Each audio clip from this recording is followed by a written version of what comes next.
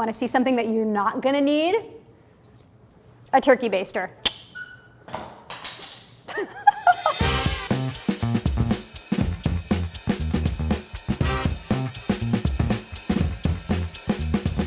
I'm Melissa Clark, and I'm here in the NYT Cooking kitchen studio to talk turkey. It is Turkey 101. Have you made turkey before, and are you thinking, you know, I made a good turkey, but maybe I can improve my technique? I've gotcha. Are you an experienced turkey roaster who knows exactly what they're doing, but just is sort of curious to see how I do it? I got you too.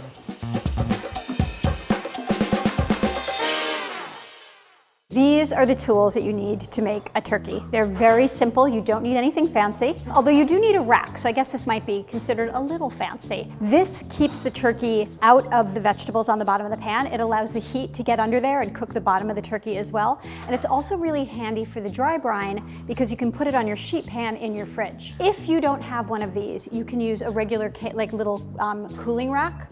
That works too, not quite as well because you don't have as much space, but it'll do it in a pinch. And if you don't have that and you don't have this, you can take some foil and you can make little foil balls and put them in the bottom of the pan and have the turkey rest on the foil. It's nice to have a turkey roasting pan. The handles are really helpful because the turkey is really heavy. So this is a nice setup to have. However, if you don't have this, you can just roast your turkey on a sheet pan. You know how I feel about sheet pans. You put it right on the sheet pan, on a rack, or just on the pan, and it slips into your fridge, keeps everything nice and tidy. I also love a microplane for the garlic, for the lemon zest. Grate any ginger for your turkey, but just this is a really good thing to have. I mean, do I even need to tell you? You need a knife. I do not have one of those fancy carving sets. I do not have an electric carver. Just a regular chef's knife is perfect for all of your chopping, slicing, and carving needs. Instant read thermometer. This is probably the most important thing you need when you're roasting a turkey, aside from the turkey, because temperature is really important when it comes to knowing when your bird is done. Sometimes it can look golden brown before it reaches the correct temperature. Dish towels, because you're gonna make a mess. You can use them as hot pads, and they are also gonna help us carve the turkey, which I will show you later. Once the turkey is roasted, you are going to need to carve it, so get the biggest, heaviest cutting board that you have. There are a lot of choices of what kinds of turkey to buy. I will just tell you very quickly, avoid self-basting. All natural turkeys at the supermarket, perfectly fine, no additives. You have your organic birds, you have your heritage birds, more expensive, more dark meat, very good flavor. And then you have your kosher birds, which have been salted. So if you have a kosher turkey, do not brine it. You can still season it ahead, but you don't want to add much more salt. Most turkeys that you see are frozen, which is perfectly fine. Frozen turkeys are great, but you just want to plan enough time to defrost them. You need 1 day, 24 hours, for every 5 pounds of turkey. So 10 to 15 pounds, 2 to 3 days.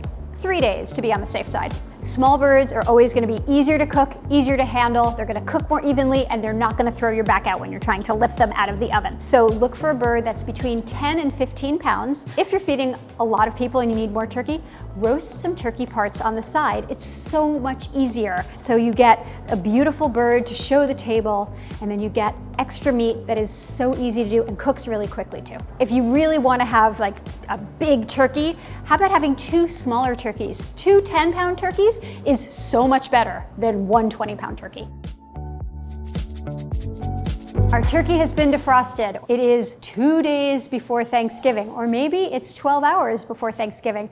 We're going to dry brine the bird. What does it mean to brine a turkey? It means to add salt and sometimes other seasonings to the bird ahead of time so that the bird can absorb the salt, and it seasons it and it retains moisture. So when you add the dry brine, you give the turkey time to absorb and evenly distribute that salt. It goes all the way through.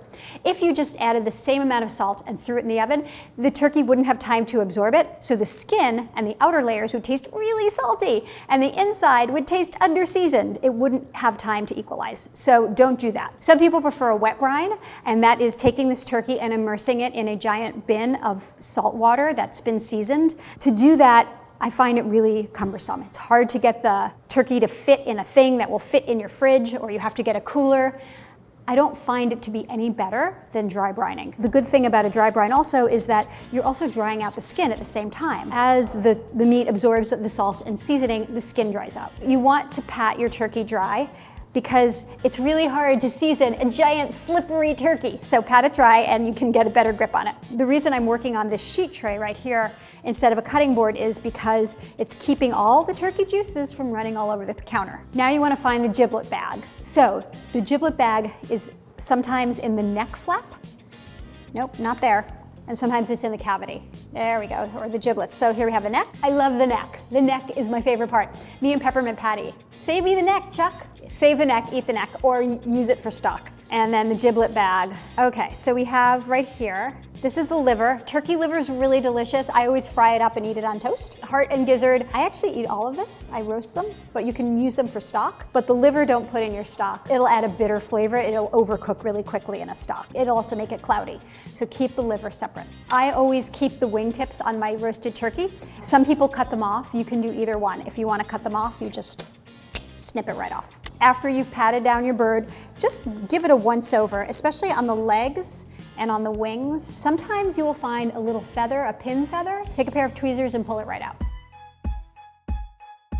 Now we're gonna season the turkey. We're gonna do the dry brine. You want to start with 4 grams of salt for every 1 pound of turkey. And I'm gonna season this salt. The only things you want to avoid in a dry brine is anything that might burn on the surface of the turkey if it's in the oven for 2 hours. Now, it's not super high heat, but I would avoid slices of onions, big pieces of garlic. I always use very finely grated garlic, which kind of dissolves. Seeds might be a problem, like sesame seeds, pumpkin seeds. So those are the kinds of things that you want to maybe put into a sauce to serve with your bird. So if you're gonna add anything wet to your dry brine, like soy sauce or miso or something a little pasty, just don't add too much of it. You still want it to be a dry brine. And the garlic does have a little moisture, so it does give it a sandy texture, which is still considered a dry brine. Black pepper, just a little bit of coriander adds such a floral, rich note, very earthy. Lemon zest, so it's about 2 lemons. I'm gonna add about 2 tablespoons of rosemary and thyme. I love the way they make a turkey smell. It just smells sort of piney, like you're eating turkey in the forest. So the trick here is you wanna get these really finely chopped so that they become well distributed, that the flavor really basically leaches out of the herbs into the salt and then into the bird. Might as well use my hands to stir it, since I'm gonna use my hands to smear it all over the turkey and inside the turkey. We're gonna end up with a sandy mixture here, and that's the moisture from the garlic and from the lemon zest. And this is gonna seem like a lot of dry brine mixture, but it's the right amount. I'm leaving the turkey on the tray, just again, so it stays self-contained. Now I'm going to put this mixture all over the turkey. Don't stress about this, but if you don't mind getting close and personal with your turkey, I suggest going in at the neck and separating the skin from the meat. You don't have to do this, but the flavor is slightly better if you get under. You can absolutely skip this step, but it makes a little difference. It's a slight difference. I'm giving you the option. The reason that I'm taking the trouble to do this is because that way the brine will have direct contact with the meat instead of having to go through the barrier of the skin. This is good to do, especially if you have less time. Like if you don't have 2 or 3 days, if you have just a few hours, this will make a big difference. So the skin has all been loosened, and now I'm going to take the dry brine, put it everywhere, inside the cavity, under the skin, all over the skin. You're gonna see that this dry brine, it looks like so much, but in a couple of days, when you look at your turkey, it's gonna totally have disappeared. Okay, where'd the dry brine go? And all over the back, and there you have it. This turkey is well seasoned, dry brine is rubbed all over it. I'm gonna start the dry brine process with the turkey breast side down so that the juices can kind of run down to the breast. Then I'm gonna flip it over, and then I'm gonna let that breast dry out so the skin gets nice and crisp. So start it this way, and then about halfway through or after several hours, flip it over. Let's pretend it's Thanksgiving morning and you are ready to roast your turkey. If you want to eat at around 4, you need to take the bird out about 3.5, 4 hours ahead of time. So let's pretend it's noon. The bird has been brining for 2 days. You're going to take it out and let it sit for 1 hour so it can come to room temperature, and that way it'll cook evenly. Then you're going to roast it for about 2 to 2.5 hours, maybe 3 hours if you have a bigger bird. Then you need to let it rest for 30 minutes. So, did you do that math? Approximately 4 hours ahead. Let's take a moment and look at our bird, shall we? This has been brining for 2 days, and you can see that the skin has tightened around the brine. You can see the flecks of herbs and garlic and lemon zest, but you can't really see the salt because it's been absorbed. The skin looks very dry, which is good. Bodes well for crispiness. You can see that the neck also has gotten dried out but well seasoned. This looks perfect. This is exactly what you're looking for. Let's get the roasting pan ready. So I am going to just smash and peel these garlic cloves. We're going to add some to the roasting pan and some to the turkey cavity. And you always want to smash them and then peel them because it's easier than peeling and then smashing. We're going to get the roasting pan ready for the bird. I have 3 bay leaves. I'm going to add half of my garlic, approximately half, I'm not counting. Red onions cut into quarters. These are really big red onions. You just want to save the amount that you think is going to fit into the cavity. Why are we doing all these things in the bottom of the pan? Because we are flavoring the drippings. So the drippings are as good as the turkey itself, and we want to make them as delicious as possible so we can add them to the gravy right at the end. So now I want to add a little bit of liquid to the bottom of the pan, so we don't want any of these aromatics to burn, and we don't want the turkey fat, the drippings, as it comes off the bird to burn on the pan. And we want about 1/4 of an inch up the side of the pan is what we're looking for. If you're roasting in a sheet pan instead, like a rimmed sheet pan, you just add a thin film of wine or stock, and then just keep checking it, and if you need to pour a little more in as the turkey's roasting, just keep an eye on it. Scoot your onions out of the way as needed to let the rack fit in the pan. So we want to roast the turkey breast side up. We do not want to flip a turkey halfway through, so just leave him on his back the whole time and he'll be good. So we have this empty turkey cavity, and by putting aromatics in it, it also helps flavor the bird. I'd never put the stuffing in a bird. I never stuff a turkey. I like my stuffing on the side, cooked in a separate vessel so the top gets crispy. Try to stuff them all the way into the cavity, because if you leave a few herbs out, they might burn while they cook. So just stuff them right in there. I'm just going to drizzle a little bit of oil, or you could use melted butter, and this helps it brown. So you notice that I did not truss the bird with string, with twine, but I did tuck his little feet into a flap of skin over here. It looks pretty, but if you just left it like that, it would cook up exactly the same. This piece of skin right here will get really crispy and be really delicious, and I will eat it as I carve the turkey. Start your bird at 450 for half an hour. It'll get a nice golden color on it, and then reduce the heat to 325 and cook it until it is done.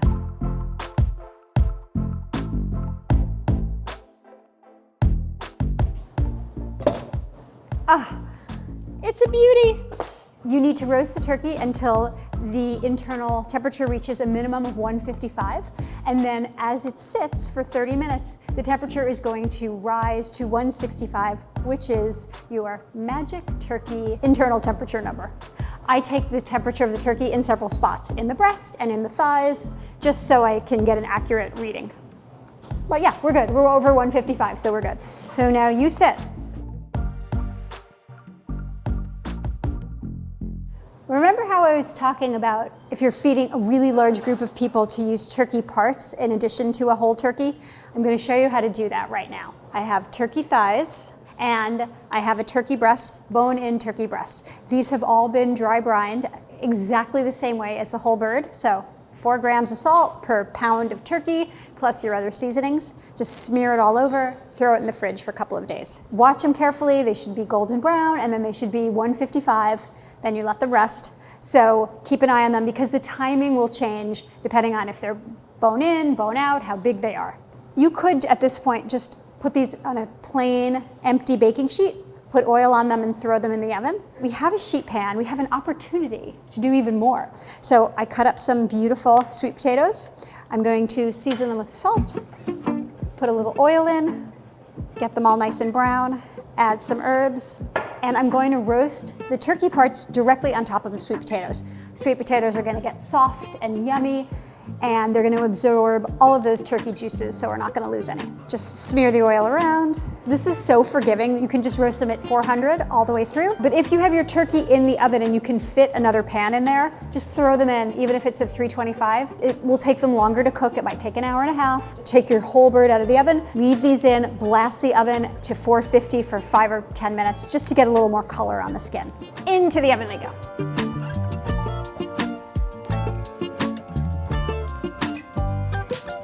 I highly recommend doing a make-ahead gravy, because that way you're not trying to make gravy while you have a house full of people at Thanksgiving. Make-ahead gravy, you can find the recipe at NYT Cooking, or your favorite make-ahead gravy recipe, feel free to use that. I'm going to take the turkey out of this pan and just pour the drippings right in and mix it in. It's gonna add so much flavor. And these onions are really soft and the garlic really nice and soft. You could actually mash the garlic and put in the gravy if you wanted, which is really good. I do that sometimes.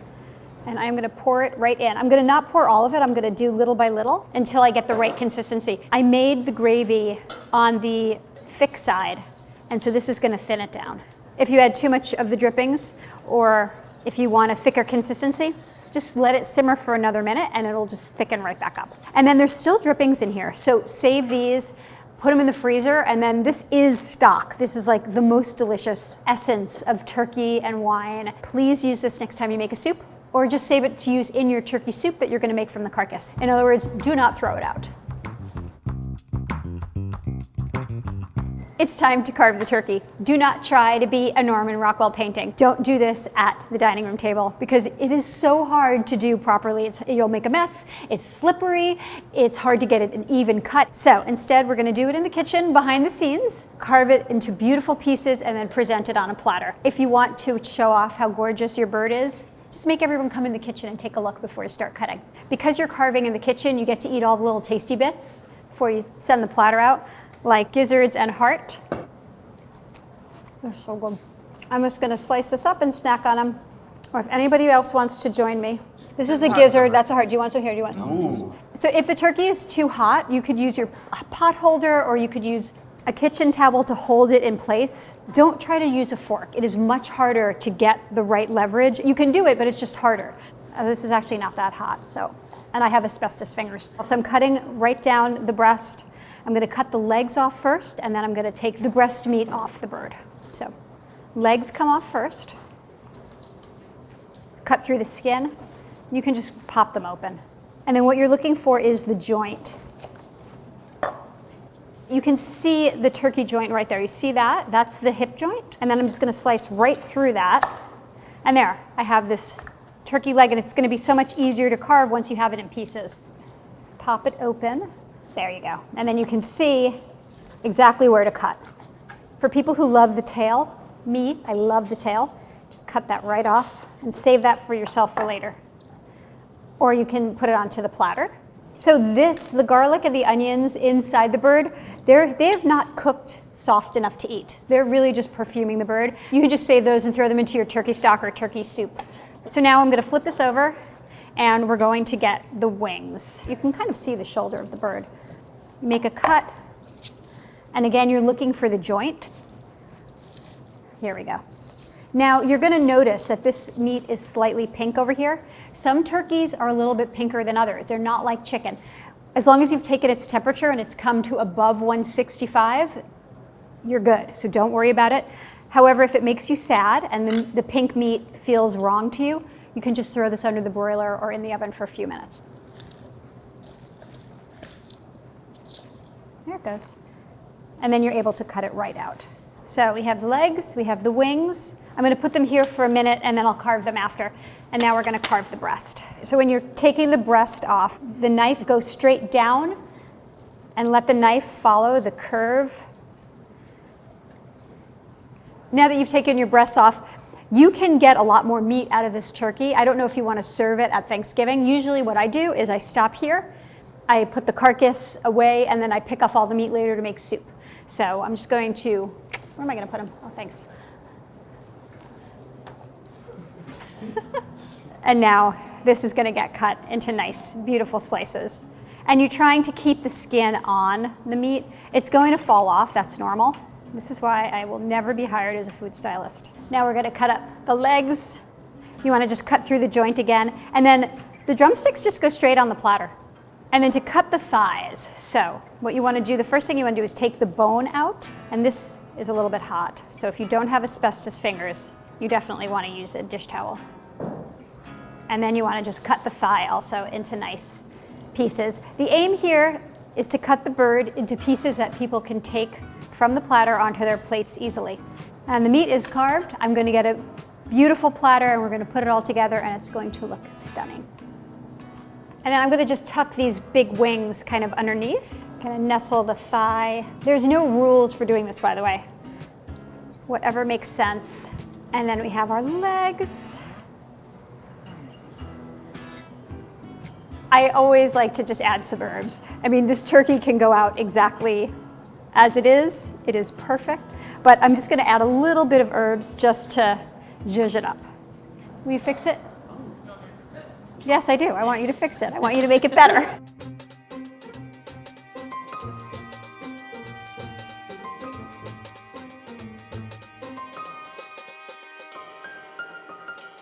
You do not have to go all out and make a turkey platter that looks like this. You could just put the turkey on the platter, chuck some parsley on it, and serve it out. I'm a dark meat girl, so I'm just gonna get in here and have a little bit of the thigh. Perfectly juicy, perfectly seasoned. I can taste the herbs. The coriander just gives it a je ne sais quoi. You know, you can't really identify it. Lemon is there, garlic is there. It's delicious. A little bit of gravy on top. It doesn't need the gravy, by the way, because it's so juicy on its own. Gravy is good, but I like it better on its own because this turkey is really perfect. And this is our tray of turkey parts. So you can see that the thighs, the breast, everything got nice and brown. The sweet potatoes are so tender and golden. You could just skip the turkey and just do these turkey parts and everybody would be very happy. Every year leading up to Thanksgiving, people ask me the same question. How can I make the best turkey? How do I make a turkey? What do I do about the turkey? This is the answer, and it's a good one. You can find this recipe, the recipe for the gravy, plus so many more Thanksgiving and other recipes at nytcooking.com.